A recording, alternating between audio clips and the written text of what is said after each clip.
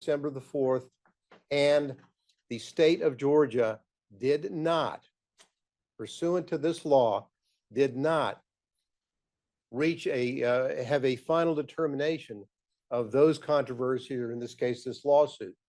We know that, and because of that, because of what happened, then the state of Georgia then loses its ability to make a conclusive determination about which electors are to be counted in Congress. Once they did that, doesn't matter candidly how many times the governor of Georgia certified the results of the election or the recount, whatever. What does matter, and what only matters, is that there was a pending lawsuit in this courthouse, in this county, challenging that election, and that by December the 8th, it was not adjudicated. It was not finalized. And because of that, then what happens is the state of Georgia loses its ability to make a conclusive determination about how the electors' votes are going to be counted in Congress on January the 6th. But the state still plays a role, does it not? I mean, isn't the governor's certification supposed to be the tiebreaker when Congress is making its consideration? We're going to get to that, but I'll jump ahead. And the tiebreaker only comes when this happens. If there is, for example, the governor did certify, we all know that, and we all know that the state of Georgia didn't get its act together, didn't have a final adjudication, loses its ability to say that is the certificate of our governor and it is conclusive. It wasn't under federal law. It may not be conclusive, but aren't there still things happening in the state that matter? Well, certainly, but the only thing that matters as it relates to this federal law, the only thing that matters is they didn't get their act done and get an adjudication in time. So what happens? What happens after that? We're jumping a little ahead of my PowerPoint, but that's just fine. I think we all know what's in the PowerPoints. But what happens is that once they don't get their act together by December the 8th, then all bets about the conclusive nature of the governor's certification go away. But what doesn't go away, the governor's still certified. And what has to happen then is electors have to vote on December the 14th. Now, if there is a question about who the electors are, and this is critical, Your Honor, this is critical, by not getting their act together, by not having a final adjudication, the carrot that Congress gave the state of Georgia and all the other states, if you get your act together by safe harbor date, then and only then do you get the final call on who the electors would be. But they didn't. Because of that, then all of the Democratic electors and the Republican electors are in effect all at that time contingent electors, because there is no certainty about who or which slate will be selected under federal law. And as we know, what happens is that once that safe harbor date passes, then the issue, and now we're getting kind of over into section 15 of the ECA, but once you get over into there, then the 2020 version tells us what steps are taken to make a final determination about what electoral slates will be decided. You're right. A lot of things are happening in the state. A lot of, and let's go over things that could have happened, that didn't happen. For example, there could have been an adjudication after safe harbor on the pending election. Of course, that would not have been definitive and conclusive as it relates to the safe harbor date. The power has still shifted over to Congress. But had there been an adjudication of the lawsuit itself after the safe harbor date, then certainly The adjudicator, and this is critical here, the adjudicator is Congress, not the state of Georgia. So the adjudicator, Congress, could then say, well, here we have a certification from the governor of Georgia, and we have a result in a lawsuit. Let's just say, hypothetically, had there been, and parenthetically, there was never an adjudication by a court on the lawsuit. It was never addressed at any point. But that's somewhat tangential to the issue about whether or not what Congress can do with information. They are the adjudicator under the 2020 law, and what they can do is the following. They can sit there and they could go, well, now we know that the lawsuit was dismissed or was adjudicated against President Trump and David Schaefer. Okay, if that's the case, they can consider that. It's not conclusive, it's not definitive. They can consider that in making their determinations about what they're going to do. Or, for example, if on the other hand, the lawsuit was adjudicated in favor of President Trump and David Schaefer, then Congress could then look at those facts as an adjudicator and make a determination about whether or not they should choose the Democratic slate that had been previously sent up by the governor, or by the Republican slate that had been sent in. So then and only then. But what happens in Congress is the following, and we all know it was a somewhat, and this is important consideration, Your Honor. This is a process set up by Congress. The whole ECA is a process in order to make sure that it can be done in an appropriate way that's approved by Congress, because they have the power to delegate.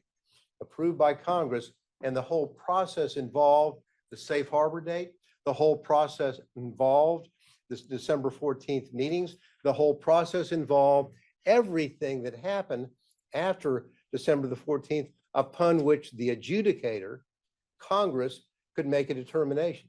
So let's just say up it goes to Congress, and as we know, the procedure at the time of the 2020 was as follows. What was the procedure? Well, here we go. Were there objections filed by a senator or a House of Representative regarding the election? If there are appropriate objections filed, then the Senate goes and votes, and the House goes and votes. Let's just say that the House goes, well, we think that it's the Democratic slate. Okay. And then the Senate says, we think it was the Democratic slate. They agree. Once they agree, it's done. They agree, and it's the Democratic slate. However, the law in 2020 says that if the Senate and the House of Representatives disagree about which slate of electors would be received, then there is not an agreement between the houses of Congress, and then and only then does Congress in its power go back to the governor of Georgia and say, okay, tell us again, which one did you certify? And he says the Democratic slate, and that would be it. The point of all this is that at the time of the meeting on December the 14th, the meeting between the Democratic electors and the Republican electors were in furtherance of this scheme, the statutory scheme set up by Congress for a procedure to deal with these sorts of situations. And what happened is that we have a situation where the electors on December the 14th did exactly what they had to do. Because if they didn't, if they said, well, I'm afraid that the district attorney of Fulton County might indict me if I meet and show up and follow and play my role in this congressional process. and procedure laid out by the ECA. Because if they don't show up, if they don't vote, then what happens? Then they have failed to comply with the congressional laws stating that the electors meet and vote on a certain date, and rendering moot the whole issue of whether or not there was any kind of valid considerations based on the lawsuit. And by doing that, what you've really done, and the most frightening aspect of this, I hate to throw in frightening, but the concerning aspect of all this is the following. When people who are electors, understanding this process, and we know from precedent that we have the Hawaii precedent. We won't, the court is aware of all that. We don't need to spend a lot of time delving into that. Perhaps Ms. Pearson will to some degree. But with that in mind, by exercising and playing their role in this process, they did the only thing that they could have done in order to keep the process alive. Because if they did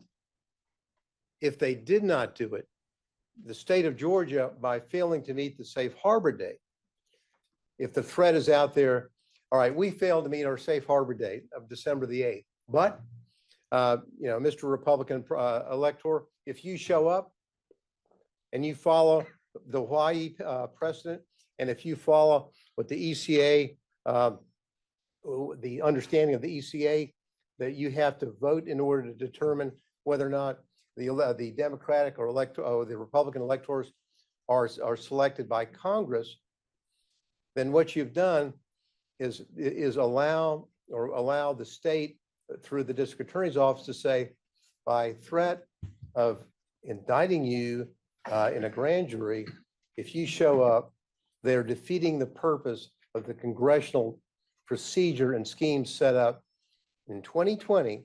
As we know, things have changed now since 2020. And I think the best argument for proving everything we say about the ECA in 2020 is the fact that Congress amended the ECA, as we know, in 2022.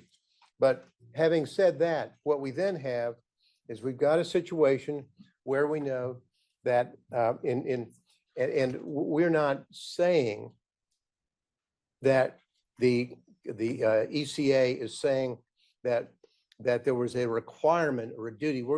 This is a process they've set up, and the Supremacy Clause issues, which be dealt with soon, will address some of those issues concerning conflict, preemption that I mentioned briefly. But it's clear from Section 15 in the we can go to no. Let's leave it right there, Anthony, just for a second.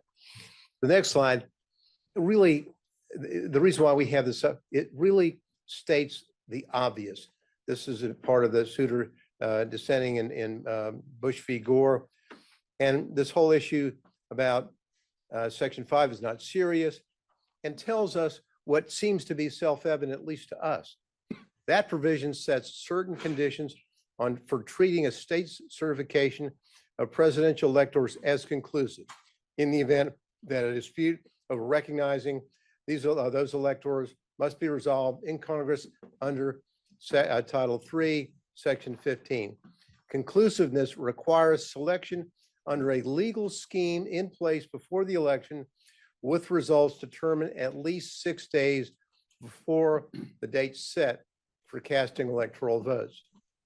But, says Justice Souter, but no state is required to conform to Section 5.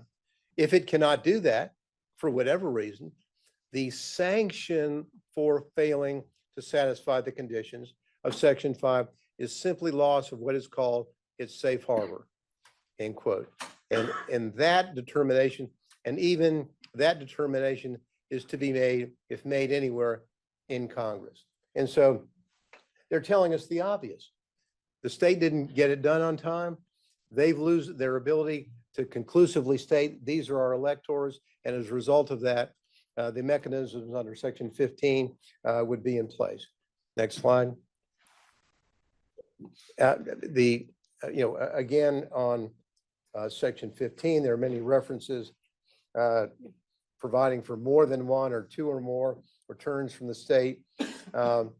And if we go to the next slide, there are essentially 5 different portions within section 15 dealing with references to more than one of the certificate or votes. All certificates and papers purporting to be certificates is one.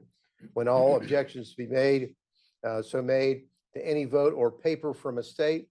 Another, the 2 houses concurrently may reject the vote or votes when they agree that such vote or votes have not been regularly made by electors. If more than one return or paper purporting to be a return from a state has been received, again, and again, a reference in such case of more than one return purporting to be a return from a state. What does all that tell us? It tells us precisely what we were saying. This statutory scheme, which is set up to deal with precisely the situation that we had in Georgia. And this isn't about, well, if you don't follow the scheme and in the end, someone says, well, I think in the end of the day, in 2022, I think that Joe Biden won. You don't decide whether to indict somebody because in retrospect, someone says, well, we think that, that you picked the losing team. My next slide it goes over, summarizes some of the things that I have said. And just to get the timeline down together. So first of all, just to note for everyone, if we have multiple PowerPoints, if we could have those emailed as well, we can make those part of the record. And Mr. Gillum, I think you're laying out exactly how it works. I think that's laid out in the briefing as well. And I think that's probably would be quite relevant to the issues of justification or intent for the purposes of today for a pre-indictment challenge. I think that should be our focus. Well, so I think the court's being kind of saying you don't want me to go through my PowerPoint, my timeline. That's fine. I'll address what the court said. We're saying that this timeline and our arguments concerning the scheme isn't confined, as the court in some of the orders that it made in Chesbrough and Powell as regarding the motions, the denial of the motion to dismiss for supremacy, and some of the arguments on demur that it would be something that would be more appropriate for a directed verdict. With all respect, the persuasive authority we would disagree with in that context, because what we have here is the record before the court shows everything that we have said is a part of this case. The court has taken judicial notice of the filings and the triggering mechanism of the ECA, the failure to comply with the safe harbor date. That isn't something for the jury to decide.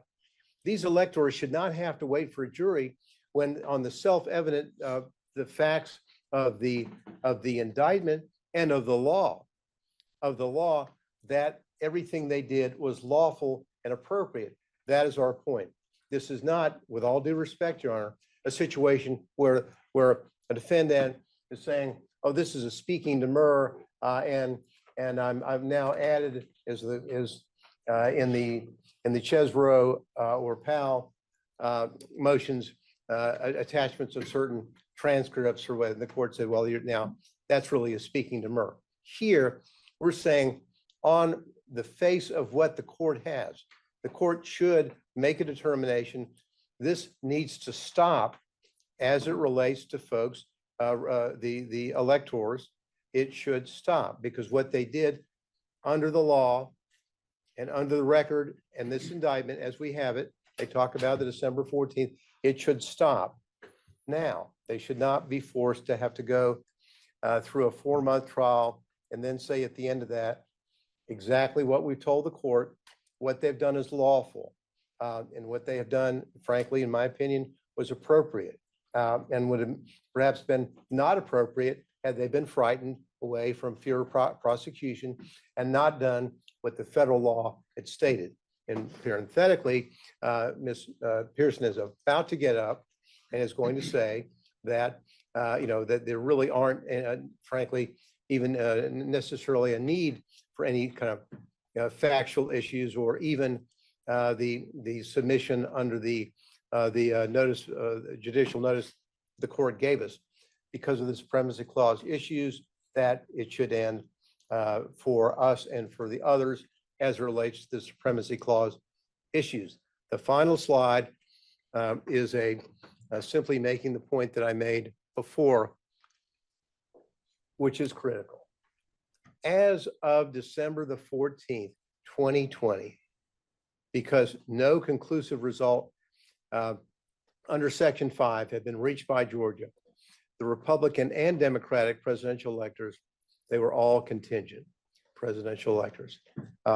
They acted appropriately, and for that, Your Honor, I will pass the baton to Ms. Pearson for her supremacy arguments. Thank you.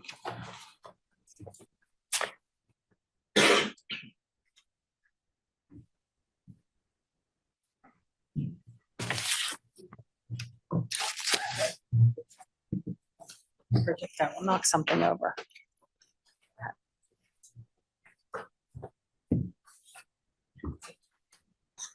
Let me grab my water.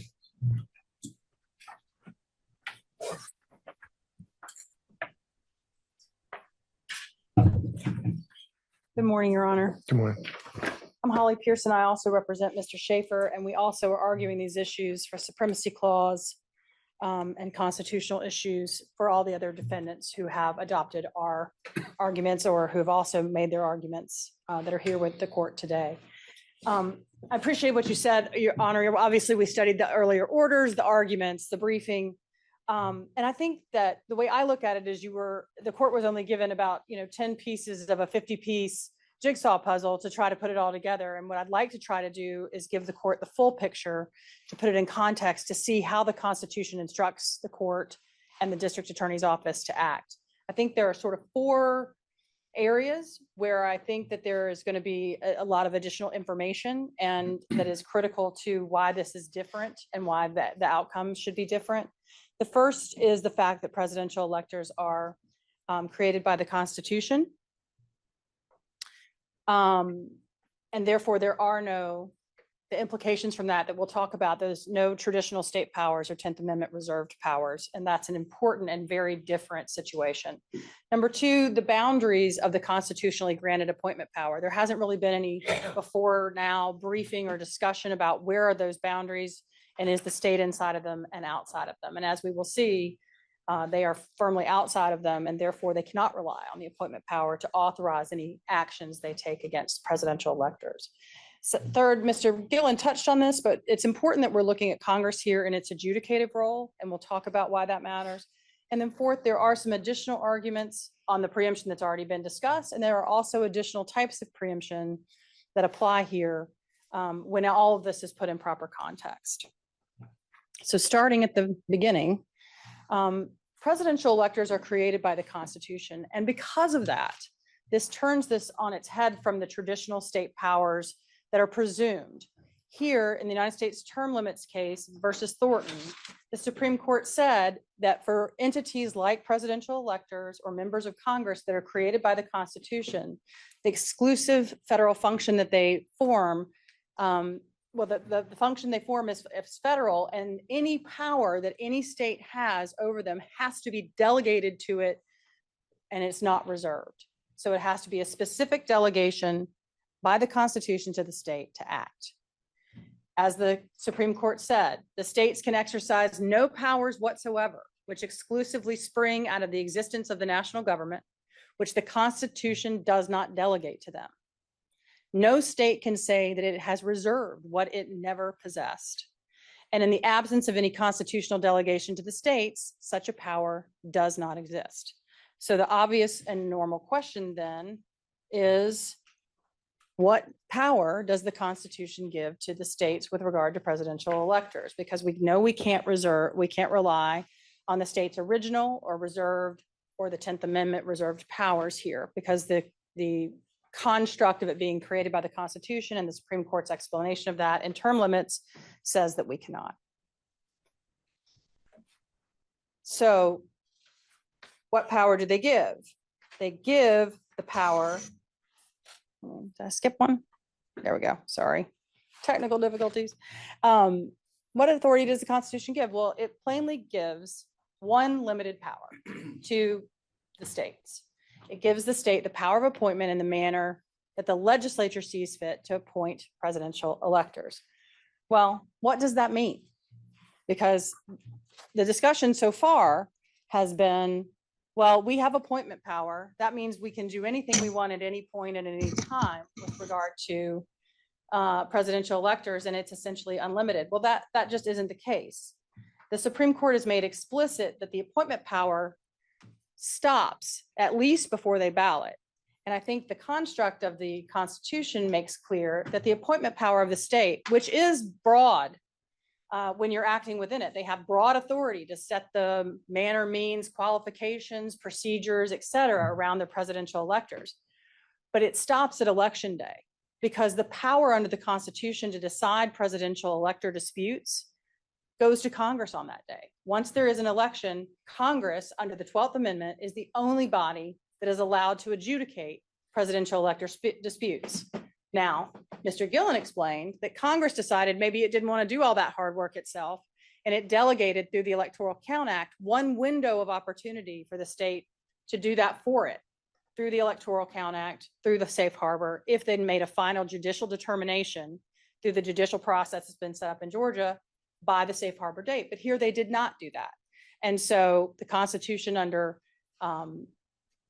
Article 2, Section 1 and under the 12th Amendment make plain that Congress alone has the authority then to adjudicate presidential elector disputes. And so whatever the appointment power is, the Supreme Court and the Constitution make clear that it doesn't apply to when presidential electors are meeting and balloting. And how do you respond to the state's citation to In re Green and is it Chiafalo? Yeah, all of those, Your Honor, are grounded in the Supreme Court specifically grounds. It's sanction of the state's actions in the appointment power that is given to the state. So, for example, Chiafalo is a follow-up case to Ray v. Blair, which we'll talk about, which is cited here. Ray v. Blair was the first case the Supreme Court looked at about what's the limit on the appointment power of the state. And that case was not quite Chiafalo. It was, can we make presidential electors swear an oath of loyalty to the candidate? So in other words, faithless electors. Can the state impose on an elector the duty to vote for the candidate of the party? And what the Ray case said was, yeah, they can do that. But the only reason they can do it is because it is part of the qualifications of the elector themselves, and therefore is grounded in the appointment power. Chiafalo is the next iteration that you talked about and that the state has relied on, next iteration of the Ray v. Blair case. And what it said is, okay, we said in Ray, you can make the oath. In Chiafalo, the question was, can you enforce the oath? And the Supreme Court specifically grounding itself, and I have here, yeah, the quote here from the court, they specifically ground or base their authority, the state's authority to enforce those pledges on the appointment power, because it's about setting the qualifications. And even though it's enforced afterward, it is based on the pre-election and pre-appointment power that the state has. So that's Chiafalo, that's Ray, that's Burroughs, that's Green. That's all of the cases that the state decided and that we've talked about. They're all grounded in the appointment power. And if you read them, Your Honor, Ray, Chiafalo, all of them talk explicitly about it, about how it has to be grounded. And the faithless elected cases are actually a really good example of why we know the appointment power is so limited, because the Supreme Court had to go out of its way to base the authority of the state to do it in the appointment power, because it knew it didn't have anything beyond the appointment power. And then some of the dissents you'll see from Thomas and others, they sort of make these points. So what is clear? So ultimately, are you saying that anything an elector does, because that is exclusively the purview of federal authority.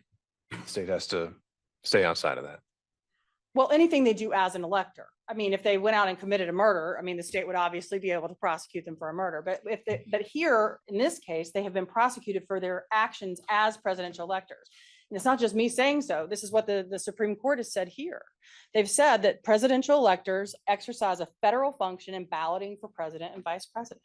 They say that they exercise federal functions under and discharge duties in virtue of authority and conferred by the Constitution of the United States.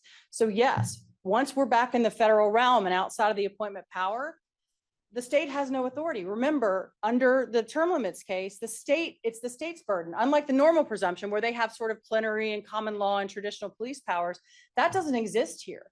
The term limits case makes clear they have to identify some specific authority that they have over these presidential electors. The only authority they have identified is the appointment power, and the appointment power plainly does not apply to the activities for which they have indicted the presidential electors, which are solely within the federal realm here.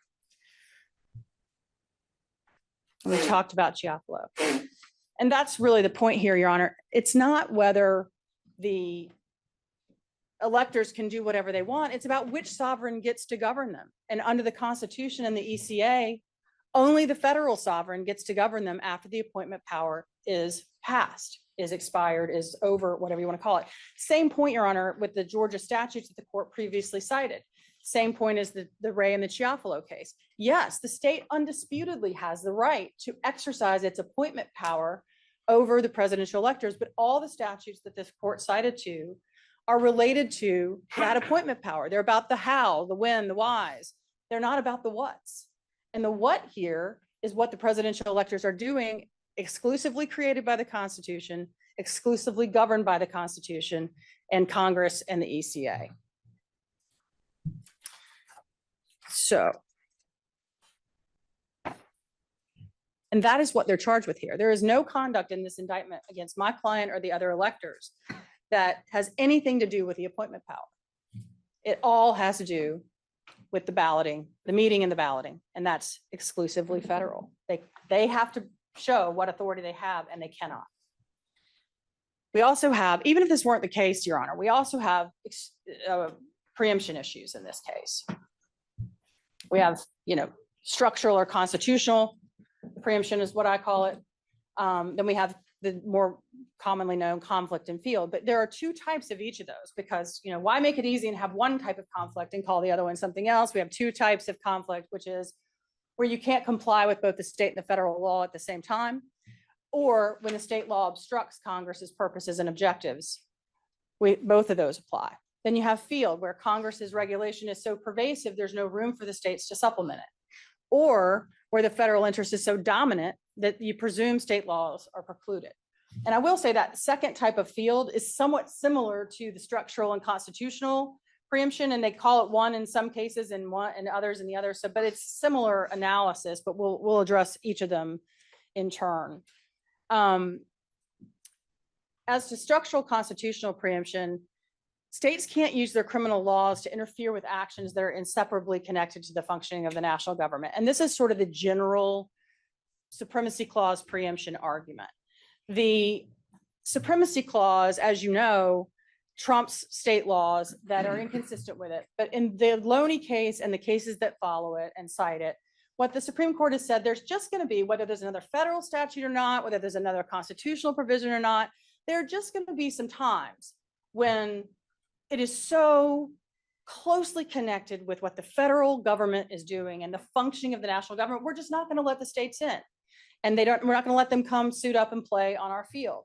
And that is what we have here. The Supreme Court has told us, I think it's probably self-evident that the election of the president is one of the most closely and most inseparably connected to the functioning of the national government of any activity undertaken. But the Supreme Court has helped us by telling us so. The president is vested with the executive power of the nation. The importance of his election and the vital character of its relationship to and effect on the welfare and safety of the whole people cannot be too strongly stated. The state objects to my Loney case, or the Supreme Court's Loney case that I've cited, but it's really on all fours. Well, maybe on all three and limping, as one of my law professors used to say. But and what happened in the Loney case, Your Honor, is very similar to what happened here. And what happened there is Mr. Loney is a regular citizen. He's not a presidential elector. He's not a congressman. He's just a guy who happened to have some evidence that Congress needed when it was acting in its judicial capacity, its quasi-judicial adjudicative capacity, to figure out which candidate from an election in Congress was going to sit in the congressional seat. So it was adjudicating a congressional dispute, which, as you know, it's constitutionally entitled to do exclusively. And apparently, according to the Supreme Court, the local law enforcement didn't care for whatever testimony Mr. Loney gave because it apparently supported the candidate that they didn't like. And so Mr. Loney comes out from given the testimony through deposition, and because he was sworn by a state notary, the state charged him with perjury. And the Supreme Court ultimately said, no. This is a congressional dispute being disputed. He's giving evidence and testimony to Congress to help them in this adjudication. And therefore, this is too close to the functioning of the national government. This is too related to the federal system for us to allow the state to use its criminal laws to intrude here. And Your Honor, Loney and our case are virtually identical. In Loney, you have a federal election matter that's being resolved by Congress. There, it was a congressional contest. Here, it's a presidential contest. There, you have Congress acting in its adjudicative capacity, which it almost never does, right? It only has two instances that I'm aware of. These two.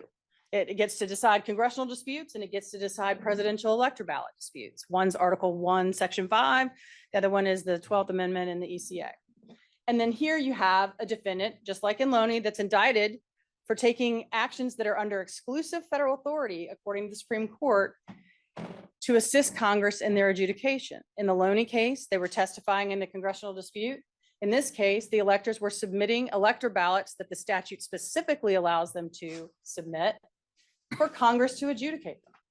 And so, again, Your Honor, it may not be all fours, but I think it's on 3 and limping. So that's constitutional preemption. Just, it's too close to the federal government, state has to get out. There's more specific conflict preemption. There are 2 types. The first type is where you can't comply with both the state and federal law at the same time. And I do think that the introduction in the last argument of the duty concept did not come from the court. But I think that Mr. Gillen is right, that is not the proper framing of the conflict analysis here. It's not whether they had a duty or were compelled to do something. It's whether the federal law gives you the right or ability to do something and the state is interfering with your federal ability to do that. So the state cannot criminalize what federal law allows.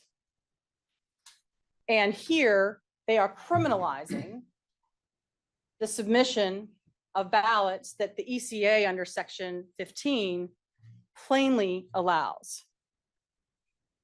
In fact, it allows it 5 different times in one section of the statute, as you can see. And to be clear, Your Honor, I think they covered this in the prior, but it's been a while. So a reminder, the ECA doesn't say you can just submit presidential elector ballots. It says certificates and papers purporting to be certificates. I mean, it's it's saying, bring me your tired, your poor, your certificates, your purported certificates, your, any vote or paper, any vote, any return. And so clearly the federal law authorizes. It's a little different than the Statue of Liberty, though. Where is it welcoming? I mean, where does it asking for this extra work? Your Honor, the Supreme Court has said clearly the ECA was passed because the routine nature of giving these multiple ballots. And I think that's covered in Mr. Cheely's documents pretty quickly. But whether they are asking for it or not, they are plainly saying it is authorized, and they're and it is part of their plenary authority to be the adjudicator. And it makes sense if you put it in the context of like a court, Your Honor. They're acting in their adjudicative capacity. And what they're saying is, here's the kind of evidence that we're going to take. And some of it may be more persuasive than others. Certificates might be more persuasive than papers purporting to be certificates. Things with certificates of ascertainment from the governor might be more persuasive than, 16 buddies getting together and sending in something on, in crayon. but we're going to take it and we get to be the adjudicator of what's going on with here. And what the state is saying is we get to tell Congress what evidence it's allowed to receive, even though Congress has made plain that it will receive and adjudicate these types. And the presidential electors here cannot fill out ballots that Congress has said it will accept and not be accused of crimes. And that is straight up conflict preemption in its most classic sense. There is also a second type of conflict preemption. You'll forgive me, Your Honor, just for a second. And it's when the state obstructs Congress's purposes and objectives. And that's also present here because whether it welcomes them, hates them, or whatever, it permits them. And by criminalizing the submission of them, they're obstructing Congress's authority to receive these presidential or this evidence in its adjudicative capacity. It directly impairs the congressional vote counting because, as the Supreme Court made clear in many cases, including Bush v. Gore, and they relied on the story, history, et cetera, the ability to count includes and must have the ability to adjudicate. And here, Congress obviously cannot count or adjudicate what it is prohibited by the state from receiving. And so standing in front of one side to the congressional courthouse, so to speak, in this analogy, and telling them they can't submit their evidence, but Congress somehow has a right to adjudicate it, they can't evaluate or adjudicate what they can't have. And they have said they will take it. They have said it's permissible. And the state has said, you can't send it in.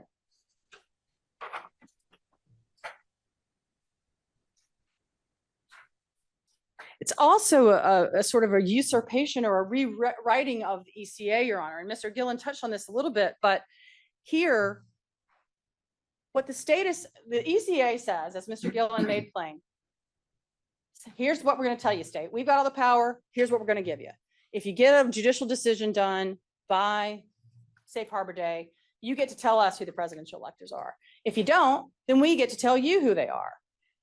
But what the state has done here is arbitrarily, based on no authority that I'm aware of, said, nope, we don't care about the Safe Harbor of the ECA. What we have decided is that the governor's certification at the beginning of the process is binding and decides who the lawful and only lawful electors of the state are.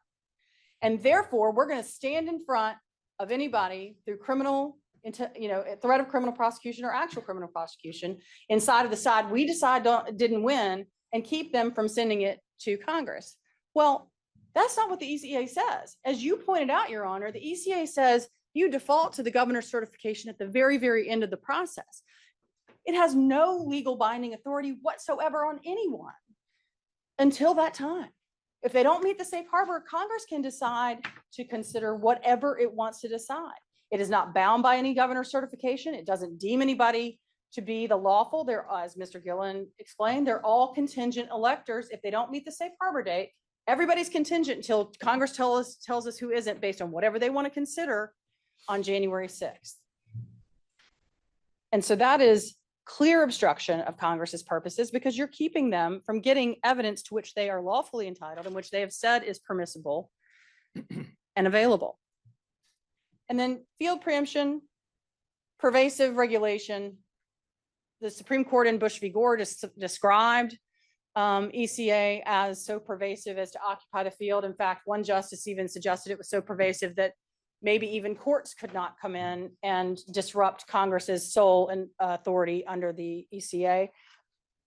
But it's particularly covering the field when, as we discussed at the beginning, the state doesn't have any authority that they can point to be playing on this field at all. And then this is related to what we've talked about, Your Honor, but the dominant federal interest. We've talked about how the power of Congress to judge the legality of the electoral votes is a necessary and consequent power of the power to count. And the existence of this power is absolute necessity to the preservation of government. There can be no doubt that of the primary federal interest, the dominant federal interest, candidly, the only federal interest for the activities that we're talking about here.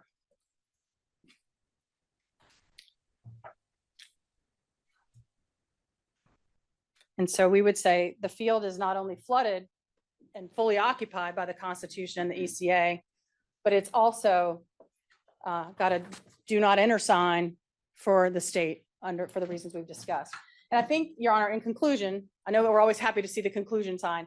In conclusion, I just want to say, in the big picture, if we think about what we're talking about here, I think it makes intuitive sense if you look at what the Constitution does and how it is structured.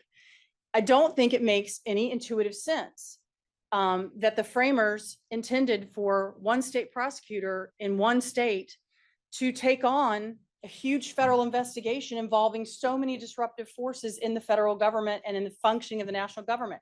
The Supreme Court and the Constitution, I believe, have tried to make clear that that is not within the boundaries of what the state prosecutors can do. It doesn't mean if there were crimes committed that those people walk or they go scot-free. What it means is which sovereign gets to be the enforcer. And here it has to be the federal government, because the state cannot ground its indictment, and has not grounded its indictment in any power given to it under the appointment clause or in anything else. That's the only thing else out there is the safe harbor, and there's no dispute that that wasn't met. And I know in a case like this, we're pretty far down the road, and it's pretty difficult to say, hey, oh, wait a minute, but you don't have jurisdiction or authority to do this. But we're all, at the end of the day, bound by the rule of the law. And here we're talking about the supreme law of the land, what the Constitution tells us we have to do. And if we follow that rule of law here, Your Honor, this has to be dismissed. Thank you. All right. Thank you, Ms. Pearson.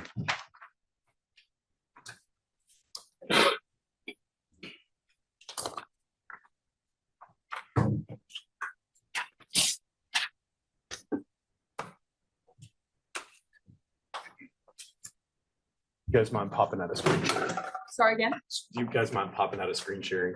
You're speaking tech language. You'll have to speak to Anthony. Yeah, thanks.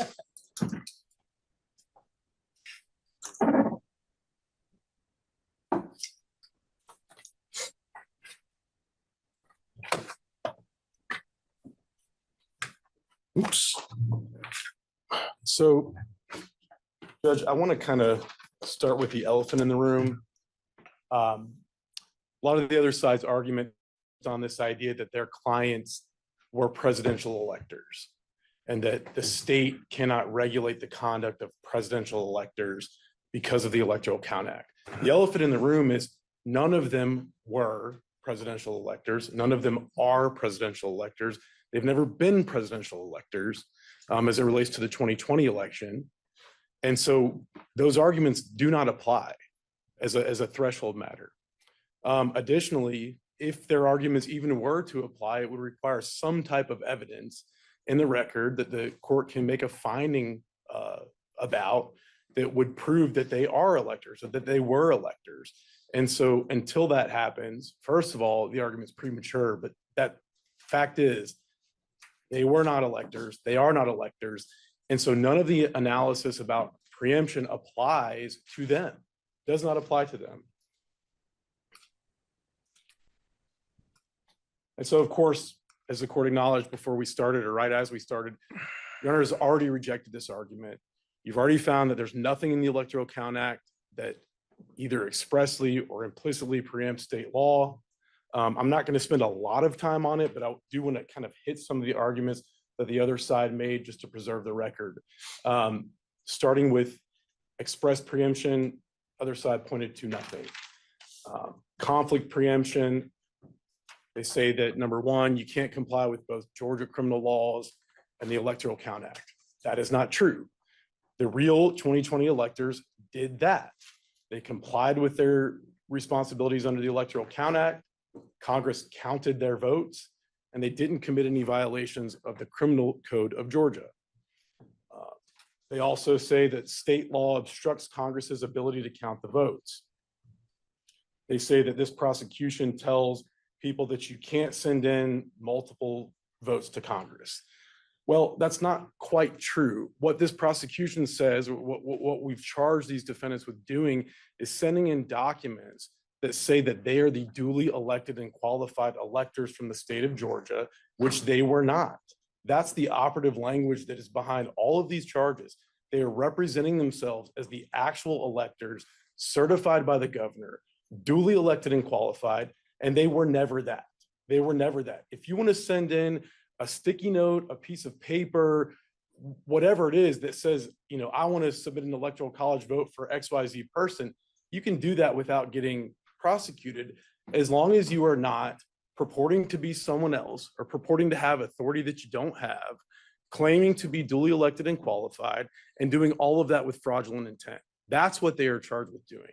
So the state's position would be if there had been a disclaimer at the bottom of the actual certificate submitted, otherwise the actions of meeting, convening, bringing in a court reporter, everything else, that was all authorized by the ECA? I can't say that for certain, Judge, because it depends on a lot of other facts. It depends on a lot of other context. If that were the case, if there had been a disclaimer, that would have been taken into consideration, but that there wasn't a disclaimer.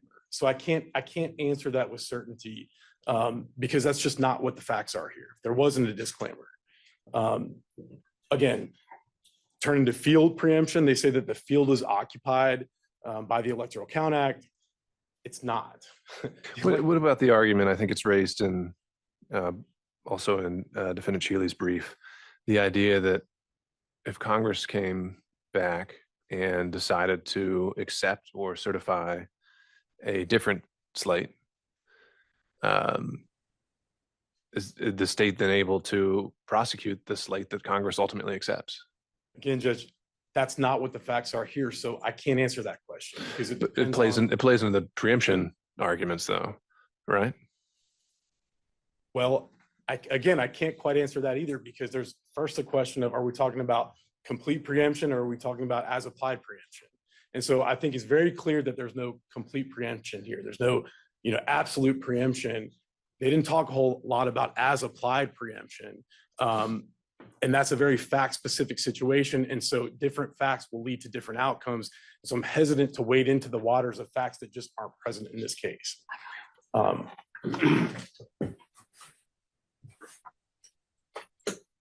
So again, turning to field preemption, just briefly to hit on this, they say that the Electoral Count Act occupies the field, that our criminal statutes are trying to regulate. It's not true. The Electoral Count Act tells Congress how to count votes, what to do when you receive more than one vote. It doesn't authorize people to send in whatever they want.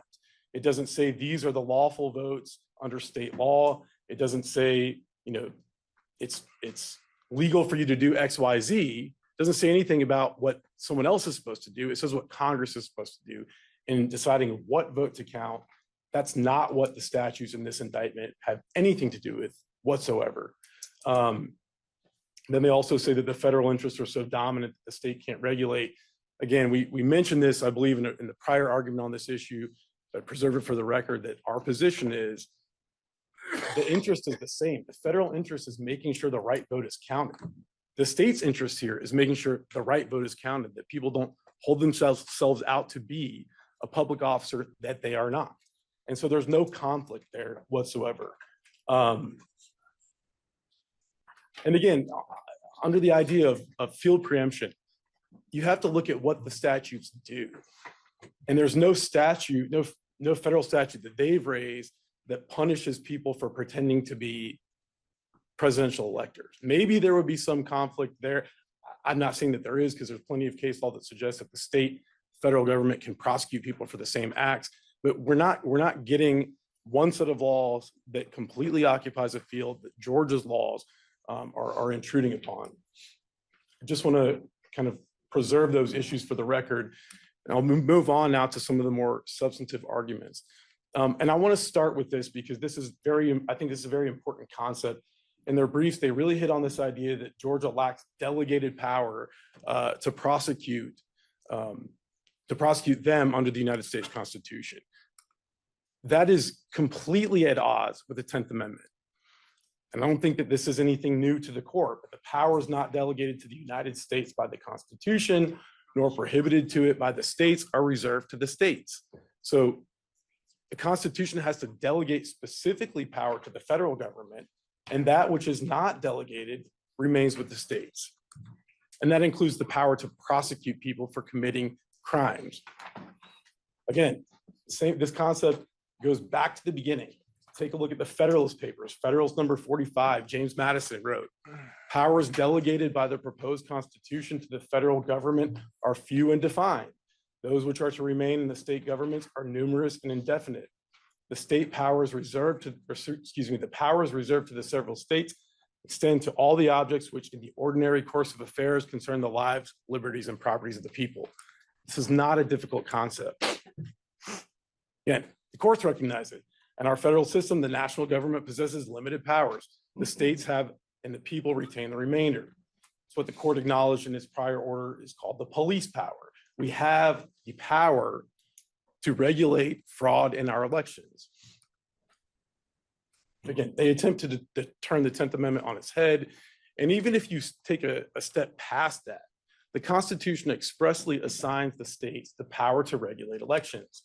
We pointed this out in our briefs, but it starts with the Constitution, Article 2, Section 1. It expressly assigns to the states the power to appoint in such manner as the legislature thereof may direct a number of electors. That means that the states determine who their electors are. It's in the Constitution. The Electoral Count Act cannot interfere with that. And again, as the court pointed out, we've made some cites to some of these other cases. In Ray Green, 134 U.S. 377 at 380, an 1890 case. Congress has never undertaken to interfere with the manner of appointing electors or to regulate the conduct of such election or to punish any fraud in voting for electors, but has left these matters to the control of the states. I don't know how much more explicit it can get. The Supreme Court recognized many, many years ago that the state has the power to punish fraud in federal elections. And this issue was kind of taken up again very recently in 2023 by the Supreme Court in Moore v. Harper, 143 Supreme Court 2065.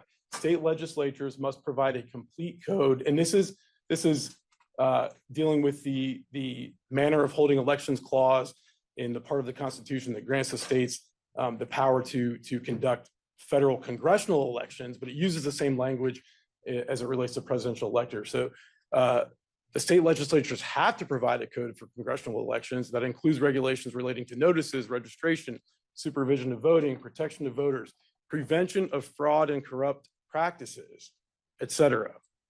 And we would submit to the court that analysis of the word manner as it relates to the congressional elections, the same word is used as it relates to presidential electors, and the same analysis applies. Manner means we have the power to prevent fraud and corrupt practices in our presidential elections.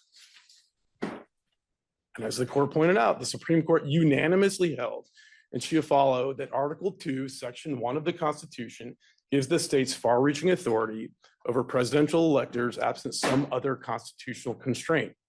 And as the court also pointed out, they said that the states have the power to penalize faithless electors. And this is talking about real electors, real actual presidential electors. If there's the power to impose a penalty on the real electors, how does it make any logical sense that the state can't prosecute people who are not electors? I'm going to turn to the safe harbor argument. The defendants contend that if there's pending litigation upon the passing of the safe harbor deadline, then Congress decides who a state's electors are. That's absurd. That flies in the face of Article 2, Section 1. It just doesn't make any sense. Does not authorize, the Electoral Count Act does not authorize multiple slates of electors. It provides a procedure for how to determine which slate is the real slate under state law.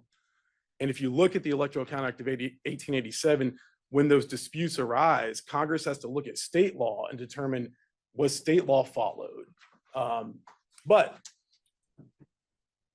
we don't even get there, because before you get to the issue of multiple slates having been received by the President of the Senate, there's this part of the Electoral Count Act that's being completely ignored. No electoral vote or votes from any state which shall have been regularly given by electors whose appointment has been lawfully certified according to Section 6 of this title, from which but one return has been received, shall be rejected. In 2020, one return was received from the state of Georgia. One return made it to the President of the Senate. And if there's any argument that depends on the fact that more than one return was made, it requires evidence, and there is no evidence in the record at this point. And so let's look at what 3 U.S.C. Section 6 says, and I'm just going to kind of summarize it. It says that the governor ascertains who the electors are after a presidential election, that the governor issues a certificate under the seal of the state, in this case, under the seal of the state of Georgia. The governor transmits the certificate of ascertainment to Congress. That is what happened here. The governor issued not one, but 2 certificates of ascertainment that said that these defendants were not the presidential electors for the state of Georgia. And so Congress received 1 return in 2020 from Georgia. It was certified pursuant to 3 U.S.C. Section 6, and that ends the analysis. All this other stuff about, a dispute, multiple slates, that didn't happen. We don't get there. The defendants were never duly elected and qualified, ever. And that's their real problem. Again, there was 1 set of votes received by the president of the Senate. There was 1 set of electors certified by the governor as duly elected and qualified. The Electoral Count Act only contemplates that there could be multiple slates purporting to be legitimate. It does not authorize that. And I think I raised the argument in another brief, but I'll raise it here again. For example, Georgia's criminal code contemplates that people will commit crimes, and it provides instruction on what is to be done when they do commit crimes. Because there's some instruction on what you do when a situation happens, that doesn't mean that the law authorizes it. And again, conclusiveness under the safe harbor provision does not mean that anyone can lawfully purport to be an elector duly elected and qualified by the state of Georgia. Conclusiveness means that if certain requirements are met, it's conclusive that these are the votes. But it doesn't mean that if those requirements aren't met, then they're not the votes, and Congress decides who the real votes are. That's not what the safe harbor provision says. It's just not what it says.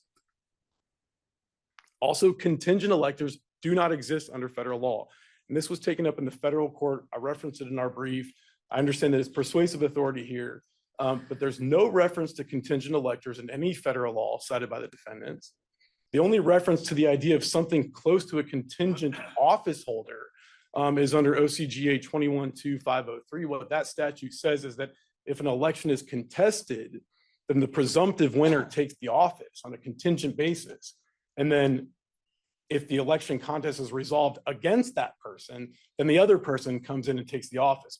It's not clear even that that applies to presidential electors in the first place. So this idea of contingent electors, number 1, doesn't exist under federal law. Number 2, to the extent that it might exist under state law, does not apply here. And also the defendant's safe harbor theory is incongruent with the Constitution. Again, Article 2, Section 1, each state shall appoint in such manner as the legislature thereof may direct a number of electors. This is granting the power to the states to decide who their electors are. And this is fundamental to the way that we elect presidents in this country. The states get to decide who their electors are. They submit a certification, votes of those electors to Congress, and Congress counts them. Under the defendant's theory, their theory is that if an election contest lawsuit is filed in every state at 11:59 p.m. on the day safe harbor passes, Congress gets to choose who every state's electors are. Every state's divested of its constitutional authority to appoint its own electors, and the will of the voters is irrelevant. So if you file a lawsuit under their theory at 11:59 p.m., there's pending litigation, safe harbor evaporates. Now Congress gets to decide who wins a presidential election. That makes no sense. Another example, let's say 10,000 election contest lawsuits are filed in Fulton County after an election. Does that mean that the Superior Court bench has to resolve all of those cases prior to safe harbor in order to preserve Georgia's constitutional authority to appoint its electors? It doesn't make sense. It doesn't make sense. I want to touch on Hawaii. We touched briefly on this, and the other side touched briefly on it, but we don't believe that Hawaii is relevant in any way. The facts and circumstances are completely different. Most significantly, in the 1960 Hawaii election, both of the certificates of vote ultimately had a certificate of ascertainment attached to them. That's not the case here. These defendants never had a certificate of ascertainment saying that they were the actual voter or the actual presidential electors. Again, and I'm not going to comment on whether it was lawful or not lawful, what those Democratic electors did in 1960 in Hawaii, but the other side's provided no authority that says what they did was lawful. They say the Hawaii precedent. Well, there is no precedent. There was a situation that happened in a trial court, and we've had no appellate review of it. We don't know what happened there other than what happened in the trial court. There was a recount ongoing at the time. The facts are wildly different. The lieutenant governor of Hawaii at the time, who was acting as governor, knew that the Democratic electors were going to meet and submit a slate of votes, and they essentially authorized them to do it. Again, I'm getting into facts. I'm trying to stay away from facts because it's not appropriate to get into facts in this type of motion. But again, it's legally and factually irrelevant that someone else wasn't prosecuted 63 years ago under different laws, different circumstances. But on this point, just so we can set bearings, in your research of this, has an elector or someone purporting to be an elector ever been prosecuted before? I don't know, Judge. I don't know the answer to that. But you haven't found one? I have not found one. I have not found one. What I can say, I mean, if the court would like, that the archivist changed its procedures. The National Archives changed their procedures as it relates to receiving certificates of vote or things that purport to be certificates of vote after the 2020 election because of what happened.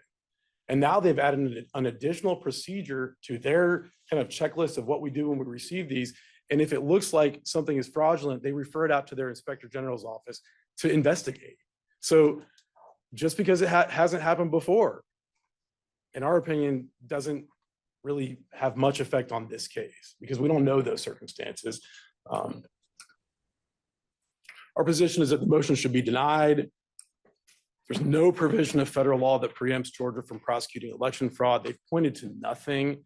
The sets of law, the bodies of law do not do the same thing.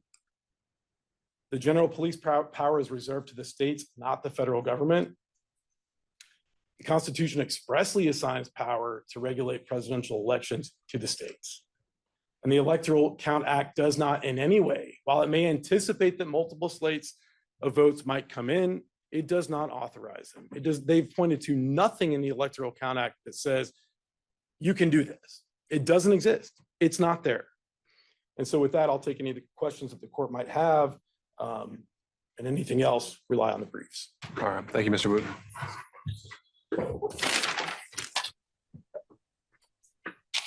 All right, just solely on this issue, was any party wanting to submit supplemental briefing?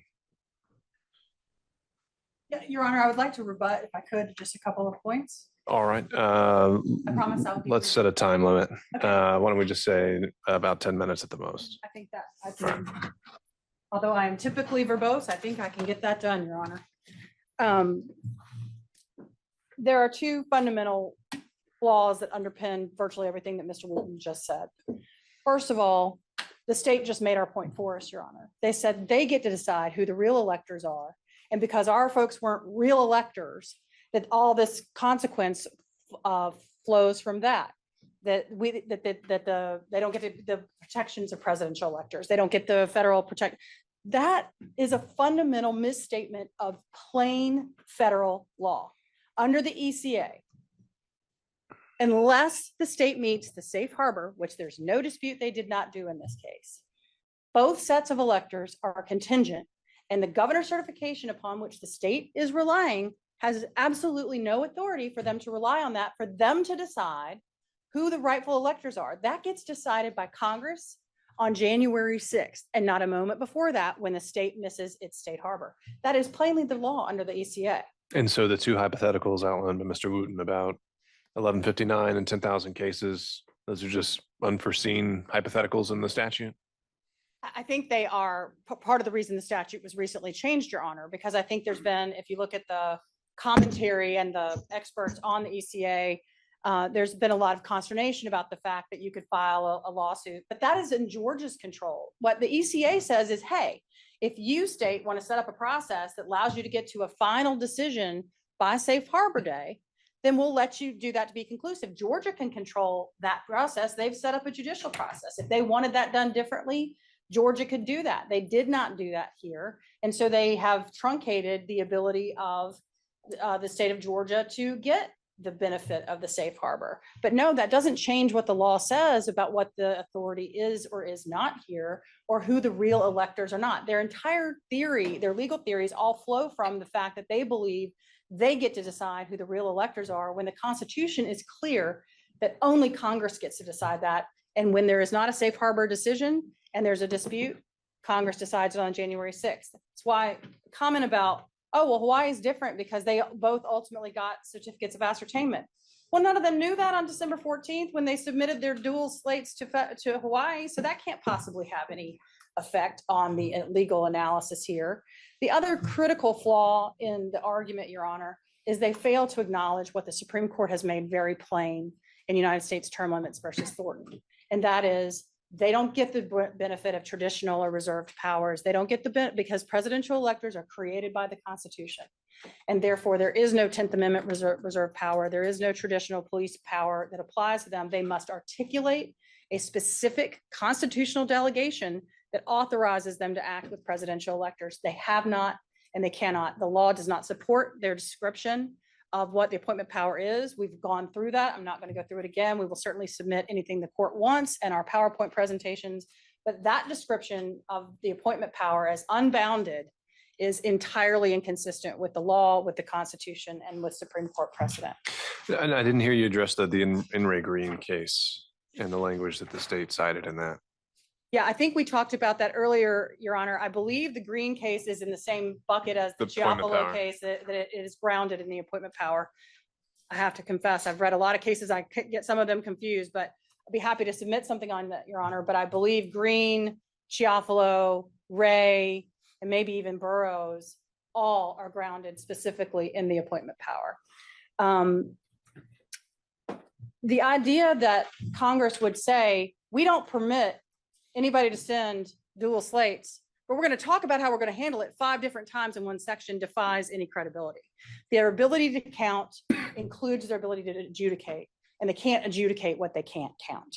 They clearly are permitting people to submit it, whether they're mandated to or not, have a duty to or not, they're allowing them to. ACA is plain that they're allowed to, and that just really can't be disputed. Also, the idea that the law doesn't talk about contingent electors. Well, yeah, we've come up with that term, but it clearly does anticipate that there will be some electors that are certified, for example, by the governor, and some that might be certified by the legislature. And here's how we're going to deal with that. There might be ballots and papers purporting to be ballots. So whatever you want to call that, you know, Congress might call it purported electors under the language they have used. It doesn't matter. It's plainly addressed and allowed under the ECA, and that is the point. To the point we were making about In re Green and Chiapolo, Your Honor, the state cites Moore versus Harper. And I think there's just a fundamental misunderstanding there. Nobody disputes that the state gets to act broadly in its appointment power.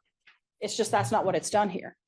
Same thing with Harper. They get to act broadly in their control over elections that is also specifically given to them under the Constitution. That has nothing to do with what the boundaries of those powers are and how far outside of them they are here.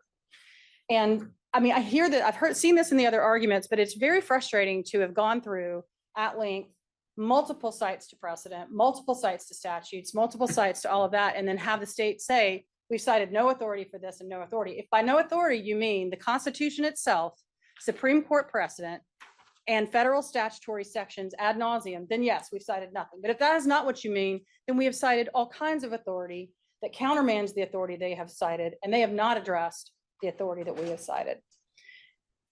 Let me check with my team just real quick and see if there's anything else we need to address. Okay. All right. Thank you, Your Honor. Thank you, ma'am. Judge, if I may just, there were a couple arguments that were raised in the PowerPoint that I don't know that they appeared in the brief. So we would request maybe 10 days to provide any supplement to those arguments. All right. And any from the defense? I think if they submit something, Your Honor, we'd like the opportunity to respond if we think it's necessary, since it is our motion. All right, so if the state, we could have that by COB on the 15th, Yes, Judge. and we can set a reply to the reply, or sort of rebuttal, by, I mean, I think at that point you're running into perhaps your break, but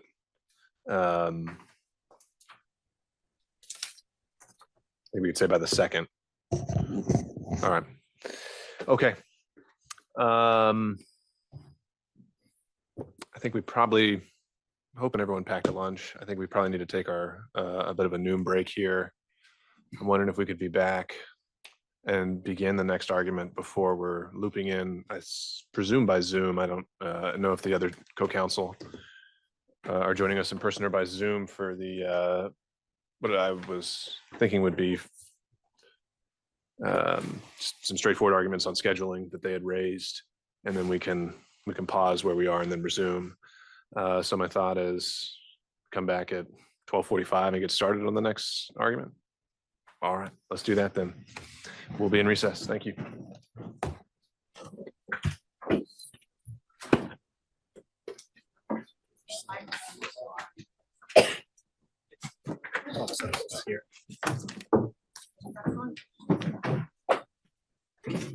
I'm gonna take all mine with me. Boy, how are you? Good. No complaints, like, good. No complaints this side.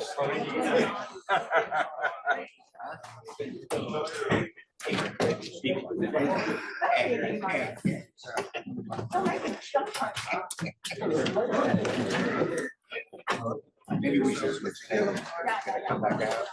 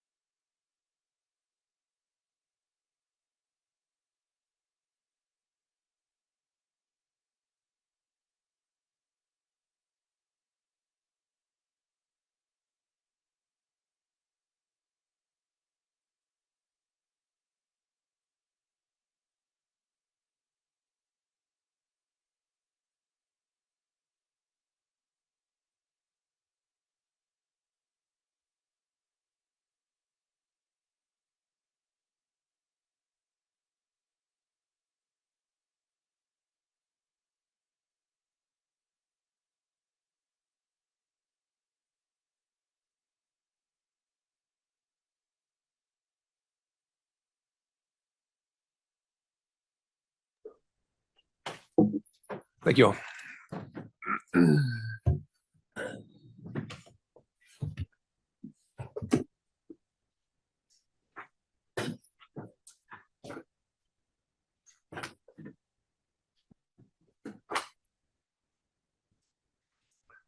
Good to go.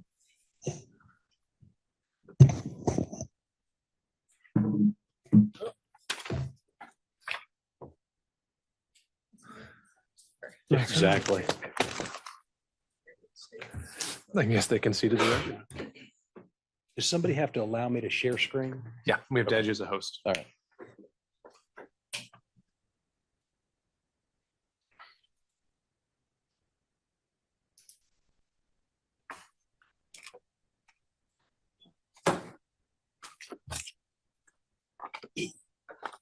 No, but I'll make sure to say.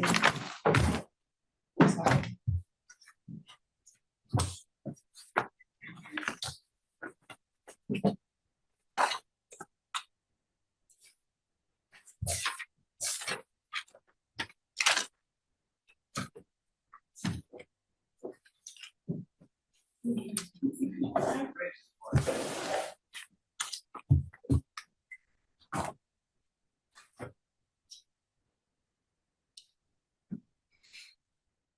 Any signs of the state, Mr. Gillen? On the hallway? I'll volunteer to play part of the stage. Can do your best. All right. Case dismissed.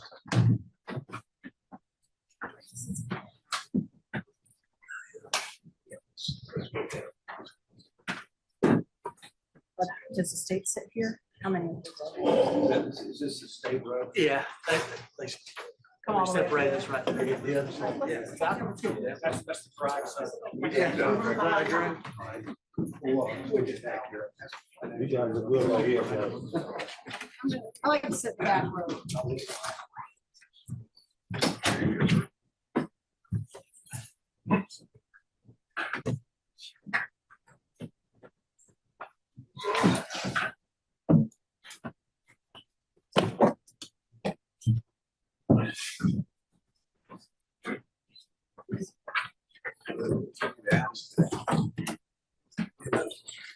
Under control.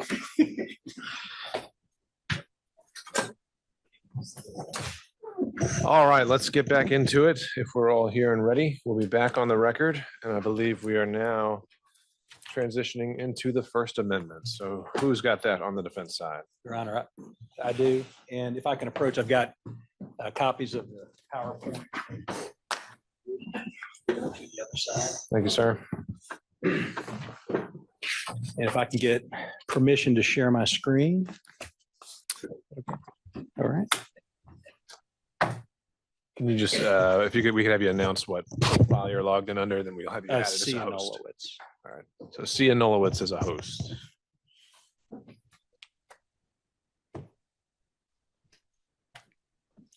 There we go.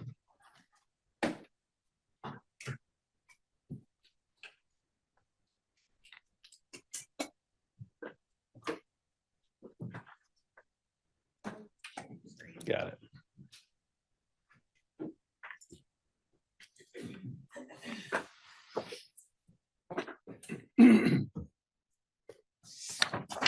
All right. Thank you, Your Honor. I should do this though at the outset, since I didn't do it the last time. How long do you anticipate? Well, the